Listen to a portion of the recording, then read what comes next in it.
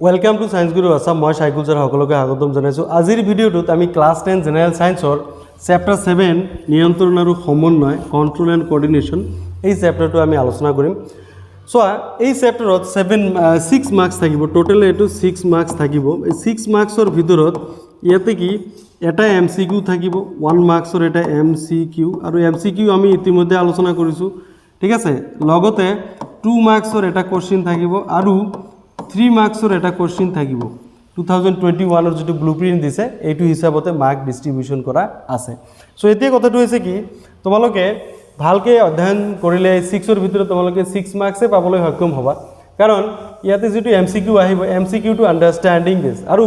Most প্ৰবাবলি মোৰ ধাৰণা হৈছে এই এমসিকিউ যেটো আহিব এই এমসিকিউ টু তোমালোকৰ মস্তিষ্কৰ পৰা আহিব এমসিকিউ টু মস্তিষ্কৰ পৰা আহিব সো তোমালোকে মস্তিষ্ক পাৰ্টটো অলপ ভালদৰে পঢ়িব লাগিব তেনেহলে হৈ যাব আৰু সোৱা 3 মাৰ্কসৰ যেটো কোশ্চেন 3 মাৰ্কসৰ আৰু 2 মাৰ্কসৰ এটা কোশ্চেন সো মই এটো দেখুৱাই দিম সো এই যেটো টপিক আছে স্নায়ু কোষ বা নিউৰন এই স্নায়ু কোষ বা নিউৰনৰ পৰা 2 মাৰ্কসৰ কোশ্চেন আহিব পাৰে 3 মাৰ্কসৰ কোশ্চেন আহিব পাৰে সো লগতে সো এটা প্ৰতিক্ৰিয়া আছে সো ইয়াতে প্ৰতিপ ধনু আছে সো প্ৰতিক্ৰিয়া আছে ঠিক আছে তাৰপিছত মগজু ৰিলেটেড আৰু সোৱা এটা কোশ্চেন ইয়াতে আছে যে নীলাজী বনৰ যেটো পাতৰ চলন সো এই গোটেইখিনি তোমালোকে পঢ়িব লাগিব সো আপোন প্ৰথমতে আমি এটা এটাকে আলোচনা কৰো সো মানুহৰ যেটো মস্তিষ্ক সো মানুহৰ মস্তিষ্ক এটো তোমাৰ যেটো আমাৰ নাৰ্ভাস সিস্টেম আছে তোমাৰ এই নাৰ্ভাস সিস্টেম অৰ্থাৎ আমাৰ যেটো স্নায়ু তন্ত্ৰ যেটো আছে স্নায়ু তন্ত্ৰৰ এটো প্ৰধান এটা অংগ সো মস্তিষ্ক আৰু স্নায়ু ৰজ্জু এটো কেন্দ্ৰীয় স্নায়ু তন্ত্ৰৰ অংগ সো এটো অলপ পিছত মগজুত এটো ডিটেইলছত আলোচনা কৰিম কিন্তু এইটো চেপ্টাৰত সোৱা নিয়ন্ত্ৰণ আৰু সমন্বয় যেটো আছে আমি চকু কাণ নাক জিভা ছাল আমাৰ পাঁচটা ইন্দ্ৰিয় আছে এই পাঁচটা ইন্দ্ৰিয়ৰ জৰিয়তে আমি বাহিৰৰ পৰিৱেশৰ লগত আমি সম্পৰ্ক স্থাপন কৰো বা কৰি চলো ঠিক আছে এই ক্ষেত্ৰত স্নায়ু তন্ত্ৰ আৰু অন্তঃস্ৰাৱী তন্ত্ৰ এই দুটা তন্ত্ৰই আমাক সহায় কৰে সো 2022 ত অন্তঃস্ৰাৱী তন্ত্ৰটো নাই এন্ড্ৰোক্ৰাইন সিস্টেমটো অকল স্নায়ু তন্ত্ৰ অৰ্থাৎ নাৰ্ভাস সিস্টেমটোই আমি পঢ়িব লাগিব সো ইয়াতে সোৱা প্ৰাণী আৰু উদ্ভিদ দুটাৰে ইয়াতে তোমাৰ তন্ত্ৰৰ কথা কৈছে সো প্ৰাণীৰ যেটো স্নায়ু তন্ত্ৰ প্ৰথমতে চাই লোৱা সো স্নায়ু তন্ত্ৰ স্নায়ু কলাৰে গঠিত ঠিক আছে স্নায়ু কলাবোৰ কি আৰু বহুত স্নায়ু কোষ লগ লাগি স্নায়ু কলা গঠন হয় সো এইটোতে স্নায়ু কোষ বা ইয়াতে নিউৰন বুলি কোৱা হয় ইয়াৰ প্ৰধান অংগ দুটা সোৱা স্নায়ু কোষ কি দেহ কোষ আৰু স্নায়ু প্ৰবৰ্ধকৰে গঠিত তোমালোকে এনেকৈ সুধিব পাৰে যে স্নায়ু কোষৰ প্ৰধান অংগ কেইটা আৰু কি কি সো স্নায়ু কোষৰ প্ৰধান অংগ দুটা এটা দেহ কোষ আৰু স্নায়ু প্ৰবৰ্ধক বস্তুটো অলপ ক্ৰিটিকেল মনত ৰাখিবা এই স্নায়ু প্ৰবৰ্ধক কেই প্ৰকাৰৰ কি কি যদি কয় তেতিয়া তুমি কবা স্নায়ু প্ৰবৰ্ধক দুই প্ৰকাৰৰ এক্সন আৰু ডেনড্ৰাইট ঠিক আছে সো এই এক্সন আৰু ডেনড্ৰাইট এই যে সোৱা এইটো হৈছে ডেনড্ৰাইট এইটো হৈছে এক্সন ঠিক আছে সো এক্সন আৰু ডেনড্ৰাইটৰ পৰীক্ষাত পাৰ্থক্য আহিব পাৰে ইয়াতে ধুনিয়াকে দিয়ে আছে সোৱা যে ডেনড্ৰাইটবোৰে নিকটৱৰ্তী কোষৰ পৰা স্নায়ু বাৰ্তা বা উদ্দীপনা সংগ্ৰহ কৰে ডেনড্ৰাইটবোৰে কি কৰে নিকটৱৰ্তী কোষৰ পৰা স্নায়ু বাৰ্তা বা উদ্দীপনা কি কৰে সংগ্ৰহ কৰে চকু কাণ নাক জিভা ছাল সো ইহঁতৰ পৰা কি এই পেশী কোষৰ পৰা বাৰ্তাবোৰ কোনে সংগ্ৰহ কৰে ডেনড্ৰাইটে সংগ্ৰহ কৰে তাৰ পিছত কি কৰে এই এক্সনে এই বাৰ্তাটো কি আন এটা স্নায়ু কোষলৈ প্ৰেৰণ কৰে মনত ৰাখিবা এক্সনে বাৰ্তাবোৰ পেশী কোষৰ পৰা সংগ্ৰহ কৰে আৰু ডেনড্ৰাইটে বাৰ্তাবোৰ পেশী কোষৰ পৰা সংগ্ৰহ কৰে আৰু এক্সনে কি এই বাৰ্তাবোৰ আন এটা স্নায়ু কোষলৈ প্ৰেৰণ কৰে সো 2 নম্বৰ পাৰ্থক্যটো লিখিব পাৰিবা তুমি দেখিলেই ইয়াতে গম পোৱা যায় এই যেটো এক্সন আছে সো এক্সনৰ কি এটো শাখা ইয়াতে সোৱা বহুতো শাখাত বিভক্ত হৈ আছে সো এক্সন কি এক্সন নহয় ডেনড্ৰাইট সো ডেনড্ৰাইটবোৰ কি শাখাযুক্ত আৰু এক্সনবোৰ কি শাখাবিহীন এক্সনৰ কোনো শাখা নাথাকে কিন্তু ডেনড্ৰাইটৰ কি থাকিব শাখা থাকিব ঠিক আছে এইটো মনত ৰাখিবা আৰু এই এক্সনৰ যেটো হেক প্ৰান্ত ইয়াতে কি বুলি কোৱা হয় সাইনেপছ বুলি কোৱা হয় আৰু সাইনেপছ কি ইয়াৰ কাম কি পৰীক্ষাত আহে সো মই কৈ দিছো যে সাইনেপছ হৈছে দুটা নিউৰনৰ মাজৰ সংযোগী পথ আকো কোৱা মোৰ লগত সাইনেপছ হৈছে দুটা নিউৰনৰ মাজৰ সংযোগী পথ ঠিক আছে আৰু ইয়াৰ কাম কি 2 মাৰ্কৰ এটা কোশ্চেন আহিব পাৰে সাইনেপছ কি ইয়াৰ কাম কি সো সাইনেপসৰ কাম হৈছে ই এটা নিউৰনৰ পৰা আন এটা নিউৰনলৈ স্নায়ু বাৰ্তা প্ৰেৰণ কৰা এইটো সাইনেপসৰ কাম এইটো 2 মাৰ্কছৰ কোশ্চেন আহিব পাৰে ওকে সো ইয়াৰ পৰা 2 মাৰ্কছৰ বিভিন্ন টাইপৰ কোশ্চেন মই কৈ দিলো যে স্নায়ু কোষৰ প্ৰধান অংগ দুটা কি কি বা স্নায়ু প্ৰবৰ্ধক কেই প্ৰকাৰৰ কি কি এক্সন ডেনড্ৰাইটৰ পাৰ্থক্য আহিব পাৰে বা সাইনেপস কি সাইনেপসৰ কাম কি এইটো পাৰ্থক্য এইটো কোশ্চেন আহিব পাৰে 2 মাৰ্কছৰ কিন্তু ইয়াতে 3 মাৰ্কৰো এটা কোশ্চেন আহিব পাৰে যে সাইনেপস কি সাইনেপসৰ মাজেৰে কেনেদৰে স্নায়ু বাৰ্তা প্ৰেৰণ হয় 2 marks 1+2 এটো আহিব পাৰে সো ইয়াৰ কাৰণে তুমি এই আনসাৰটো ইয়াৰ পৰা ইয়ালৈকে লিখিব লাগিব ঠিক আছে ইয়াৰ পৰা ইয়ালৈকে মই গাই দিছো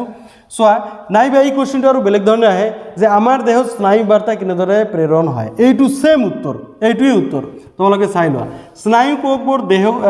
কোষ দেহ আৰু স্নায়ু প্ৰবৰ্ধকৰে গঠিত স্নায়ু প্ৰবৰ্ধক দুই প্ৰকাৰ এক্সন আৰু ডেনড্ৰাইট সো ডেনড্ৰাইটবোৰে নিকটৱৰ্তী কোষৰ পৰা স্নায়ু বাৰ্তা বা উদ্দীপনা সংগ্ৰহ কৰে ঠিক আছে আৰু স্নায়ু কোষৰ ক্ষুদ্ৰ স্নায়ু ভাগেৰে এবিধ ৰাসায়নিক পদাৰ্থৰ জৰিয়তে বৈদ্যুতিক প্ৰেৰণাৰ সৃষ্টি কৰে এই বৈদ্যুতিক প্ৰেৰণা ডেনড্ৰাইটৰ পৰা দেহকোষলৈ আৰু পাছত এক্সনৰ মাজেদি হেক প্ৰান্তত অৱস্থিত হয় সো ডেনড্ৰাইটৰ পৰা সোৱা ইয়াতে সোৱা ডেনড্ৰাইটৰ পৰা পোনপ্ৰথমে কি দেহকোষলৈ এইটো ডেনড্ৰাইটৰ পৰা দেহকোষ সোৱা এইটো দেহকোষ ঠিক আছে ডেনড্ৰাইটৰ পৰা দেহকোষৰ পৰা কি এক্সনৰ মাজেদি কত যায় স্নায়ু কোষৰ হেক প্ৰান্তত অৰ্থাৎ সাইনেপস লৈ যায় ঠিক আছে তো এতিয়া সোৱা সাইনেপসলৈ স্নায়ু কোষলৈ প্ৰেৰণ কৰে ইয়াতে সোৱা ওকে সো এই বৈদ্যুতিক প্ৰেৰণা ডেনড্ৰাইটৰ পৰা দেহকোষলৈ আৰু পাছত এক্সনৰ মাজেদি হেক প্ৰান্তত আন এটা স্নায়ু কোষলৈ প্ৰেৰণ কৰে ওকে সো এই স্নায়ুৰ প্ৰান্তীয় শাখাত বৈদ্যুতিক প্ৰেৰণাৰ পৰা কিছুমান ৰাসায়নিক পদাৰ্থ মুক্ত হয় এই ৰাসায়নিক পদাৰ্থবোৰ এটা স্নায়ু কোষৰ এক্সন আৰু ইয়াৰ নিকটৱৰ্তী ডেনড্ৰাইটৰ মাজৰ সংযোগী পথ সাইনেপসৰ মাজেৰে পাৰ হৈ আনটো স্নায়ু কোষলৈ প্ৰেৰিত হয় ঠিক আছে সাইনেপসৰ মাজেৰেই এটা স্নায়ু কোষৰ পৰা আনটো স্নায়ু কোষলৈ প্ৰেৰিত হয় সো এই ধৰণেই আমাৰ দেহত স্নায়ু সংবেদন প্ৰেৰণ হয় সো এইটো তোমালোকে লিখিলে হৈ গ'ল ঠিক আছে এনেদৰে সাইনেপসৰ পৰা স্নায়ু প্ৰেৰণা নিকটৱৰ্তী পেশী কোষ বা গ্ৰন্থি কোষবোৰলৈও প্ৰেৰিত হ'ব পাৰে সো এইটো ডেফিনেশ্যন তোমালোকে লিখিব লাগিব সো 3 মাৰ্কৰ ভিতৰত তোমালোকে 3 মাৰ্কে পাবলৈ সক্ষম হ'বা this is very important topic 2 মাৰ্কছৰ কাৰণে 3 মাৰ্কছৰ কাৰণে ইয়াৰ পৰা হয় 2 মাৰ্কছ নহলে 3 মাৰ্কছ আহিবই শিওৰ এণ্ড সাৰ্টেন সো এইটো তোমালোকে 2 মাৰ্কছ ইতিমধ্যে বা 3 মাৰ্কছ তোমালোকে পায়ে গলা এতিয়া সোৱা প্ৰতিক্ৰিয়া কি ঠিক আছে প্ৰতিপধনু কিয় সৃষ্টি হয় জীৱ-জন্তুৰ দেহত প্ৰতিপধনু কিয় সৃষ্টি নহয় এনেকুৱা এটা টাইপৰ কোশ্চেন আহে সো এইটো উত্তৰ ইয়াতে আছে সো এই যে মগজুৰ চিন্তা শক্তি খুব খৰতকীয়া নোহোৱাৰ বাবে প্ৰতিপধনু জীৱ-জন্তুৰ দেহত কি বিকাশ হোৱা নাই অৱশ্যে বহুতো জীৱ-জন্তুৰ প্ৰয়োজনীয় চিন্তা কৰিবৰ বাবে সৰল বা জটিল স্নায়ু কোষ নাথাকে সম্ভৱতঃ চিন্তা উদ্বেগকাৰী প্ৰতিক্ৰিয়া অবিহনে ক্ষিপ্ৰতাৰে কাৰ্য সমাধা কৰিবলৈ এটো কি আছে কাৰ্য সমাধা কৰিবলৈ প্ৰতিপধনুৰ সৃষ্টি হৈছে সো প্ৰতিপধনু সোৱা ক্ষিপ্ৰতাৰে কাৰ্য সমাধা কৰিবলৈ সৃষ্টি হৈছে সো প্ৰতিক্ৰিয়াত প্ৰতিপধনু সৃষ্টি হয় প্ৰতিক্ৰিয়া কি প্ৰতিক্ৰিয়া হৈছে আচম্বিত বা হঠাতে হোৱা খৰতকীয়া প্ৰতিক্ৰিয়া সো এইটো সোৱা গৰম বস্তুত হাত পৰিলে হাতটো অপহৰণ হয় চকুত লাইট মাৰি দিলে চকু বন্ধ হৈ যায় এনেকুৱা ভয়ংকৰ দৃশ্য চালে গাৰ্ণম হিয়ৰি উঠে সো এইবোৰ হৈছে প্ৰতিক্ৰিয়া ঠিক আছে সো প্ৰতিক্ৰিয়াত প্ৰতিপধনুৰ সৃষ্টি হয় আৰু মনত ৰাখিবা প্ৰতিক্ৰিয়া মগজু জড়িত নাথাকে প্ৰতিক্ৰিয়াত কি মগজু জড়িত নাথাকে সো প্ৰতিক্ৰিয়াত যে প্ৰতিপধনু সৃষ্টি হয় এইটো কি এই বাৰ্তাটো কি মগজুত নগৈ স্নায়ুৰজ্জুৰ পৰা উভতি আহে কৰ পৰা স্নায়ুৰজ্জুৰ পৰা উভতি আহে এইটো মনত ৰাখিবা সো প্ৰতিক্ৰিয়াত প্ৰতিপধনু সৃষ্টি হয় আৰু প্ৰতিপধনুত কি বাৰ্তাবোৰ মগজুলৈ নগৈ স্নায়ুৰজ্জুৰ পৰা উভতি আহে এতিয়া কথাটো হৈছে কি এই প্ৰতিপধনুৰ উপাদানবোৰ কি কি এইটো পৰীক্ষাত আহে প্ৰতিপধনুৰ 5টা উপাদান আছে কেইটা 5টা উপাদান এক নম্বৰ উপাদান হৈছে গ্ৰাহক অংগ এইটো সোৱা গ্ৰাহক অংগ যত মানে তোমাৰ তাপটো লাগিছে এইটো গ্ৰাহক অংগ তাৰ পিছত যেটো বাৰ্তা যায় যিবিলাক নিউৰন দি এবিলাক হৈছে সংজ্ঞাবাহী নিউৰন এইটো 2 নম্বৰ উপাদান 3 নম্বৰ উপাদান হৈছে অন্তৰ্বৰ্তী নিউৰন হৈ আকৌ ঘূৰি আহে ঠিক আছে সো অন্তৰ্বৰ্তী নিউৰন কত থাকে স্নায়ুৰজ্জুত থাকে ওকে তাৰ পিছত 4 নম্বৰ আছে আজ্ঞাবাহী নিউৰন 5 নম্বৰ হৈছে কাৰ্যকৰী পেশী সো এই 5টা হৈছে প্ৰতিপধনুৰ উপাদান এটো কিন্তু মনত ৰাখিবা ওকে পৰীক্ষাত আহে এটো আহিছিল মই তোমালোকক দেখুৱাই দিম প্ৰিভিয়াস ইয়াৰত আহিছিল এতিয়া চোৱা মানুহৰ যিটো মগজু ইয়াতে চোৱা স্নায়ুৰজ্জুৰ কাৰ্য মাত্ৰ প্ৰতিক্ৰিয়াহে স্নায়ুৰজ্জুই অকল প্ৰতিক্ৰিয়াৰ কামটোহে সমাধা কৰে ঠিক আছে এই সমাধা কৰেনি এইটো তোমাক সুধিছে যে স্নায়ুৰজ্জুৰ কাৰ্য মাত্ৰ প্ৰতিক্ৰিয়াই নে স্নায়ুৰজ্জু অকল প্ৰতিক্ৰিয়াৰ কামটো সমাধা কৰে নে নহয় আৰু বেলেগ বেলেগ কামো আছে ই কেতিয়াও নহয় কাৰণ আমি চিন্তাশীল প্ৰাণী চিন্তা কৰিব পৰা বাৰ্তা বহন কৰা স্নায়ুৰ দ্বাৰা স্নায়ুৰজ্জু গঠিত হৈছে চিন্তা কৰিব পৰা কাৰ্যটো এটা জটিল প্ৰক্ৰিয়া আৰু ই এক স্নায়ুবিক সমন্বয় এই ক্ৰিয়া দেহৰ মুখ্য সমন্বয় কেন্দ্ৰ মস্তিষ্কত কেন্দ্ৰীভূত সো মস্তিষ্ক আৰু স্নায়ুৰজ্জু লগ লাগি কেন্দ্ৰীয় স্নায়ুতন্ত্ৰ অৰ্থাৎ এই যে সেন্ট্ৰাল নাৰ্ভাস সিস্টেমটো গঠিত হৈছে দেহৰ সকলো অংগৰ পৰাই এই বাৰ্তা গ্ৰহণ কৰি একত্ৰিত কৰি ৰাখে সো দেহৰ সকলো অংগৰ পৰাই মস্তিষ্ক কি বাৰ্তাবোৰ গ্ৰহণ কৰি একত্ৰিত কৰি ৰাখে সো আমি চোৱা ইয়াতে তোমালোকে চোৱা মগজুৰ পৰা যেহেতু 2 মাৰ্কছৰ বা 3 মাৰ্কছৰ এটা কোশ্চেন আহিব পাৰে বিশেষকৈ প্ৰমস্তিষ্ক আৰু পশ্চাৎ মস্তিষ্ক সো এই দুটা ইম্পৰ্টেন্ট হৈ আছে সো প্ৰমস্তিষ্কৰ কাম কি এটো আহিব পাৰে নাইবা পশ্চাৎ মস্তিষ্কৰ কাম কি এটো আহিব পাৰে ঠিক আছে আৰু বেলেগ বেলেগ টাইপৰ কোশ্চেন আছে তোমালোকক জাস্ট এইটো দেখুৱাই লব বিচাৰিছো সো মস্তিষ্কৰ প্ৰধান অংগ কেইটা মস্তিষ্কৰ প্ৰধান অংগ কিন্তু 3টা ঠিক আছে ইয়াতে দিয়া আছে যে প্ৰমস্তিষ্ক মধ্য মস্তিষ্ক আৰু পশ্চাৎ মস্তিষ্ক ওকে সো মস্তিষ্কৰ কিন্তু প্ৰধান অংগ 3টা সো এইখিনিতে তোমালোকে পাবা যে আমি মস্তিষ্কৰ বিভিন্ন যে আমাৰ মস্তিষ্কৰ বিভিন্ন অংগসমূহ হল এই যে প্ৰমস্তিষ্ক মধ্য মস্তিষ্ক পশ্চাৎ মস্তিষ্ক ঠিক আছে forebrain midbrain and hindbrain এইখিনি কিন্তু মনত ৰাখিবা ঠিক আছে আৰু ইয়াৰ পৰা আন এটা কোশ্চেন আহিব পাৰে সো প্ৰান্তীয় স্নায়ুতন্ত্ৰ আৰু কেন্দ্ৰীয় স্নায়ুতন্ত্ৰ ইয়াৰ মাজৰ পাৰ্থক্য এটা কিন্তু আহিব পাৰে ঠিক আছে মই উত্তৰটো তোমালোকক এক্স্যাক্টলি অলপ পিছত দেখুৱাই দিম এতিয়া চোৱা এই যেটো প্ৰমস্তিষ্কৰ কাম কি ঠিক আছে মস্তিষ্কৰ বিভিন্ন অংগসমূহ কি প্ৰমস্তিষ্কৰ ক্ৰিয়াকলাপসমূহ ব্যক্ত কৰা এনেকুৱা টাইপৰ 3 মাৰ্কছৰ এটা কোশ্চেন আহিব পাৰে সো মগজুৰ প্ৰধান অংগসমূহ হৈছে প্ৰমস্তিষ্ক মধ্য মস্তিষ্ক পশ্চাৎ মস্তিষ্ক এটা প্ৰমস্তিষ্কৰ কাম তুমি ইয়াতে চোৱা যে প্ৰমস্তিষ্ক হল মস্তিষ্কৰ মুখ্য চিন্তা ভাৱনাৰ অংগ ঠিক আছে ইয়াৰ অংগ হয় শৰীৰৰ বিভিন্ন সংগ্ৰাহী ইন্দ্ৰিয়ৰ পৰা অহা সংবেদী স্নায়ু প্ৰেৰণা গ্ৰহণ কৰা ইয়াৰ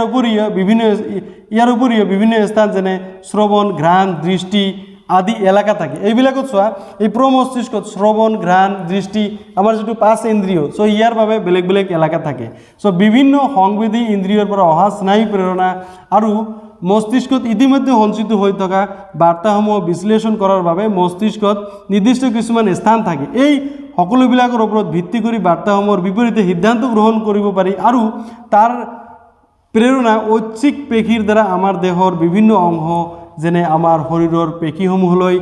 আজ্ঞাবাহী বাৰ্তা প্ৰেৰণ কৰে ঠিক আছে কিছুমান অনুভূতি যেনে দৰ্শন বা শ্ৰৱণ অনুভূতি ঠিক আছে আন কিছুমান অনুভূতি যেনে আমাক অধিক খোৱা বুলি হোৱা অনুভূতি ঠিক আছে সম্পূৰ্ণ নিৰ্দিষ্ট ইয়াৰ কাৰণে ভোকৰ অনুভূতিৰ কাৰণে প্ৰমস্তিষ্ক এটা সুকীয়া স্থান আছে পৰীক্ষাত এটো মাল্টিপল চয়েস কোশ্চেন এটা আহিব পাৰে যে ভোকৰ অনুভূতি মস্তিষ্কৰ কোন অংগ জড়িত এটো হৈছে কি প্ৰমস্তিষ্ক বেছি খোৱা বুলি হোৱা যেটো অনুভূতি এটো কোন অংগ জড়িত এটো মস্তিষ্ক শ্ৰৱণ ঘ্ৰাণ দৰ্শন এইবিলাকৰ কাৰণে প্ৰমস্তিষ্ক জড়িত এটো এটা মাল্টিপল চয়েস কোশ্চেন ইয়াৰ পৰা কিন্তু আহিব পাৰে ঠিক আছে তাৰ পিছত চোৱা প্ৰমস্তিষ্কটো গল এতিয়া মধ্য মস্তিষ্কৰ পৰা বেছি কোশ্চেন নাহে মধ্য মস্তিষ্কই কি অনৈচ্ছিক ক্ৰিয়াবোৰ নিয়ন্ত্ৰণ কৰে আৰু চোৱা পশ্চাৎ মস্তিষ্কৰ বিশেষকৈ যেটো চেৰিবেলাম অংগ কি আমাৰ দেহৰ সমতা ৰক্ষা কৰাত গুৰুত্বপূৰ্ণ ভূমিকা পালন কৰে সো এইখিনিতে আন এটা কোশ্চেন আহিব পাৰে যেনেকৈ লালটি ওলোৱা হৃদয় স্পন্দন এইবিলাক কাম কোনে নিয়ন্ত্ৰণ কৰে সো এইবিলাক হৈছে অনৈচ্ছিক ক্ৰিয়া এইবিলাক কি আমাৰ মধ্য মস্তিষ্কই নিয়ন্ত্ৰণ কৰে এইটো কিন্তু মনত ৰাখিবা ঠিক আছে তাৰ পিছত চোৱা পশ্চাৎ মস্তিষ্কই এটা গুৰুত্বপূৰ্ণ কাম কৰে এইটো হৈছে উদাহৰণবিলাক চাই লোৱা এডাল বাহত খোজ কাঢ়াৰ কথা সাইকেল চলোৱাৰ কথা বা পেন্সিলডাল ধৰাৰ কথা ভাবাচোন ঠিক আছে এনে ধৰণৰ কাৰ্যবোৰ নিয়ন্ত্ৰণৰ বাবে চেৰিবেলাম নিয়ন্ত্ৰণ কৰে কি চেৰিবেলাম নামৰ অংগ হয় চেৰিবেলাম কি ইয়াতে চোৱা পশ্চাৎ মস্তিষ্ক এইটো চেৰিবেলাম পশ্চাৎ মস্তিষ্কৰ চেৰিবেলামে আমাৰ দেহৰ সমতা ৰক্ষা কৰাত গুৰুত্বপূৰ্ণ ভূমিকা পালন কৰে ঠিক আছে। সো এই ক্ষেত্ৰত ঐচ্ছিক ক্ৰিয়াৰ যথাৰ্থ নিৰ্ভৰ কৰে শৰীৰৰ ভংগীমা বা ক্ষমতাৰ ওপৰত। যদি এই কাৰ্যবোৰ বন্ধ হৈ যায় কেনে হ'ব ভাবাচোন। সো এইটোতো সম্ভৱ নহয়, এইটো কাম বন্ধ হৈ গ'লে আমি কি ক্ষমতা ৰক্ষা কৰি চলিব নোৱাৰিম। সো এইখিনি তোমালোকৰ পৰীক্ষাত আহে, ডাইৰেক্ট কোশ্চিনে আহিছে, মই তোমালোকক দেখুৱাই ল'ব বিচাৰিছোঁ। সো এইটো চোৱা, প্ৰতিক্ৰিয়া আৰু খোজ কঢ়াৰ মাজত পাৰ্থক্য। সো এইটো কোশ্চিন আহি থাকে যে প্ৰতিক্ৰিয়া এইটো অনৈচ্ছিক ক্ৰিয়া, খোজ কঢ়া এইটো হৈছে ঐচ্ছিক ক্ৰিয়া। ঠিক আছে, প্ৰতিক্ৰিয়াত মগজু জড়িত নাথাকে আৰু খোজ কঢ়াত কি মগজু জড়িত হৈ থাকে, দুটা পাৰ্থক্য হৈ গ'ল। সো দুটা নিউৰনৰ মাজত সংযোগীপথ চাইনেপছত কি ঘটে? সো দুটা নিউৰনৰ মাজত সংযোগীপথ চাইনেপছে কি এটা নিউৰনৰ পৰা আন এটা নিউৰনলৈ স্নায়ু বাৰ্তা প্ৰেৰণ কৰে। সো এই কোশ্চিনটো 2 মাৰ্কছৰ কাৰণেও দিয়ে, যদি 2 মাৰ্কছৰ কাৰণে দিয়ে সেই গোটেই তোমাৰ বিৱৰণটো দিব লাগিব। ঠিক আছে, ডেনড্ৰাইটে কেনেদৰে বাৰ্তাবোৰ পেশীকোষৰ পৰা গ্ৰহণ কৰে, তাৰপিছত দেহকোষ লৈ আহিলে একশ্যনৰ জৰিয়তে কেনেদৰে প্ৰান্তীয় শাখাত আহে, আৰু প্ৰান্তীয় শাখাত যেতিয়া যায় তেতিয়া চাইনেপছৰ মাজেৰে সেই বাৰ্তা এটা স্নায়ুকোষৰ পৰা আন এটা স্নায়ুকোষলৈ কেনেদৰে প্ৰেৰণ হয়, এইটো কিন্তু আহিব 2 মাৰ্কছৰ কাৰণে। এই কিন্তু ভেৰি ভেৰি ইম্পৰ্টেণ্ট, এই 2 নম্বৰ কোশ্চিনটো ভেৰি ভেৰি ইম্পৰ্টেণ্ট। এই কোশ্চিনটোৰ লগত আন এটা কোশ্চিন লগাই দিয়ে যে চাইনেপছ কি, দুটা নিউৰনৰ মাজত সংযোগীপথ চাইনেপছত কি ঘটে। সো এনেকুৱা কোশ্চিন আহিব পাৰে। সো মগজুৰ কোন অংশই দেহ লৰচৰৰ ক্ষমতা ৰক্ষাত অংশ লয়? চোৱা, মগজুৰ কোন অংশই, এইটো হৈছে কি এই যে চেৰিবেলাম অংশ, পশ্চাৎ মস্তিষ্কৰ চেৰিবেলাম অংশই দেহ লৰচৰ আৰু ক্ষমতা ৰক্ষা কৰাত অংশ লয়, এইটো মনত ৰাখিবা। সো আমি ধূপকাঠিৰ গন্ধ কেনেকৈ লওঁ? সো এইটো এটা ইণ্টাৰেষ্টিং কোশ্চিন, কিন্তু এইটো এই বছৰৰ কাৰণে ইম্পৰ্টেণ্ট নহয়। ঠিক আছে, ধূপকাঠিৰ গন্ধ কিন্তু তোমালোকৰ জনাটো প্ৰয়োজন। যেতিয়া ধূপকাঠি এটা জ্বলি থাকে, ধূপকাঠিৰ গন্ধটো আমাৰ নাকত আহে। সো নাকৰ পৰা কি এই পেশী কোষে এই বাৰ্তাটো পায়, তাৰ পৰা কি ওচৰত থকা যিটো নিউৰনৰ ডেনড্ৰাইটবোৰে এই বাৰ্তাটো গ্ৰহণ কৰে। গ্ৰহণ কৰাৰ পিছত সংজ্ঞাবাহী নিউৰনৰ জৰিয়তে মস্তিষ্কলৈ যায়। মস্তিষ্কৰ এই ঘ্ৰাণৰ কাৰণে নিৰ্দিষ্ট এলেকা থাকে, তাত এইটো বিশ্লেষণ হয়। বিশ্লেষণ হোৱাৰ পিছত আজ্ঞাবাহী নিউৰন দি আকৌ বাৰ্তাটো ঘূৰি আহে, ঘূৰি অহাৰ পিছতহে আমি গন্ধটো পাওঁ। So this is magic. আৰু এইটো ছেকেণ্ডৰ কম সময়ৰ ভিতৰত হয়, সেইকাৰণে আমি গমেই নাপাওঁ যে ইমানবোৰ কাৰ্য কৰিছোঁ। সো সঁচা কথা এইটোৱে, আমি চোৱা কাম, শুনা কাম, টেষ্ট সকলোবিলাক মগজুৱে নিয়ন্ত্ৰণ কৰি আছে। এতিয়া যদি আমি কওঁ যে আমি চকুৰে নেদেখোঁ, আমি মগজুৰে দেখোঁ, সো সাধাৰণ মানুহে আমাক পগলা বুলি ক'ব, কিন্তু this is real, this is science. Okay, so চকু এইটো এটা মাধ্যম হিচাপে কাম কৰে, কিন্তু সকলো কামখিনি কিন্তু মগজুৱে সমাধা কৰে। ঠিক আছে, তাৰপিছত চোৱা, প্ৰতিক্ৰিয়াত মগজুৰ ভূমিকা কি? আলোচনা কৰিলোঁ যে প্ৰতিক্ৰিয়াত মগজুৰ কোনো ধৰণৰ ভূমিকা নাই, কিন্তু প্ৰতিক্ৰিয়া সংঘটিত হোৱাৰ পিছত এই অভিজ্ঞতাটো মগজুত সঞ্চিত হৈ থাকে। ঠিক আছে, পৰৱৰ্তী সময়ত আমাৰ সুবিধাৰ বাবে আমি এইটো ব্যৱহাৰ কৰোঁ। মাই ডিয়াৰ ষ্টুডেণ্টছ, এতিয়া আমি লাষ্ট টপিকটো আলোচনা কৰিম, এইটো হৈছে উদ্ভিদৰ সমন্বয়। সো উদ্ভিদেও প্ৰাণীৰ নিচিনাকৈ সমন্বয় ৰক্ষা নকৰে, ইহঁতে অলপ বেলেগ ধৰণে সমন্বয় ৰক্ষা কৰে। যেনেকুৱা উদাহৰণস্বৰূপে ইয়াতে দিয়া আছে নীলাজী বন বা লাজুকী বন। সো লাজুকী বনে ইহঁতে স্পৰ্শ কৰিলে ইহঁতে জাপ খাই যায়। ঠিক আছে, কিন্তু ইহঁতৰ স্পৰ্শ কৰা অংশ আৰু জাপ খাই যোৱা অংশটো বেলেগ। এই দুটা অংশৰ মাজত ইহঁতে কেনেকৈ সম্পৰ্ক ৰক্ষা কৰে? ইহঁতে কি বৈদ্যুতিক ৰাসায়নিক মাধ্যমৰ যোগেদি ইহঁতে সম্পৰ্ক ৰক্ষা কৰে। লাষ্ট লাইনটো তোমালোকে দেখিলে গম পাই যাবা, ইয়াতে কি পানীৰ তাৰতম্যৰ যোগেদি এই নীলাজী বনৰ যিটো পাতৰ চলন, ঠিক আছে, যে উদ্ভিদে কোষত থকা পানীৰ তাৰতম্যৰ যোগেদি এই চলন সম্পূৰ্ণ কৰে। ফলত কোষটো স্পীড বা স্লথ হৈ পৰে, আৰু সেইবাবেই কোষৰ আকাৰ সালসলনি হয়। আৰু কোষৰ আকাৰ সালসলনি হোৱাৰ বাবেই সো নীলাজী বনৰ পাতে চলন লাভ কৰে। কিন্তু তোমালোকে মনত ৰাখিবা, উদ্ভিদৰ চলন কিন্তু 2 প্ৰকাৰৰ। ইয়াতে দিয়া আছে উদ্ভিদৰ চলন 2 প্ৰকাৰ। এটা হৈছে কি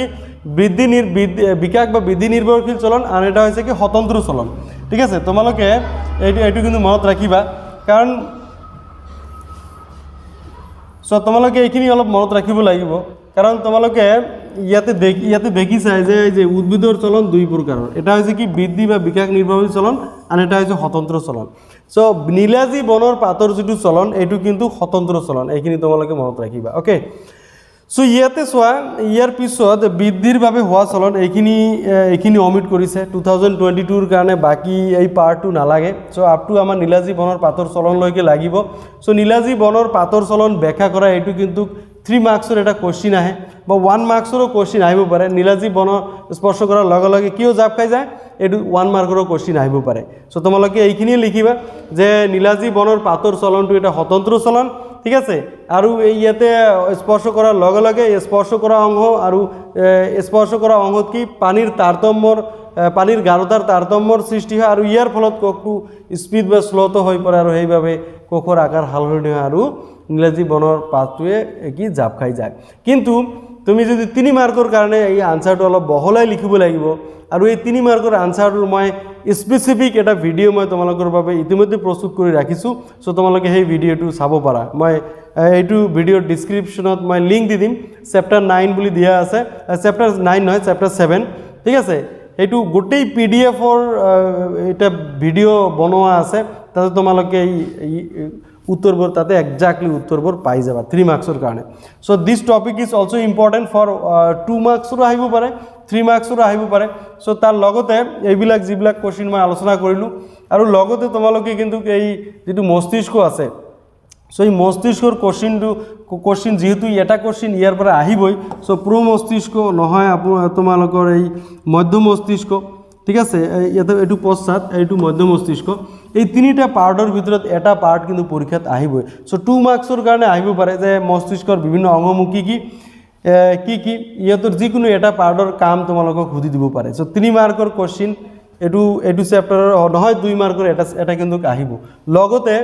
যেটো ফাৰ্স্ট যেটা প্ৰতিক্ৰিয়া প্ৰতিধ্বনি এটো কোশ্চেন এটা আহিব পাৰে আৰু এইটো topic this is very important topic এটো টপিকৰ পৰা 2 মাৰ্কছ নহলে 3 মাৰ্কছ তোমালোকে পাবা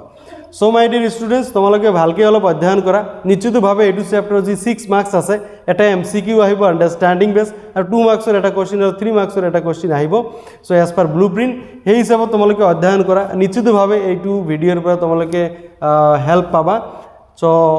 আজিৰ ভিডিও আৰু বেছি দীঘলীয়া নকৰো so back to back video পোৱাৰ কাৰণে যদি তুমি চেনেলটো সাবস্ক্ৰাইব কৰা নাই সাবস্ক্ৰাইব কৰি লবা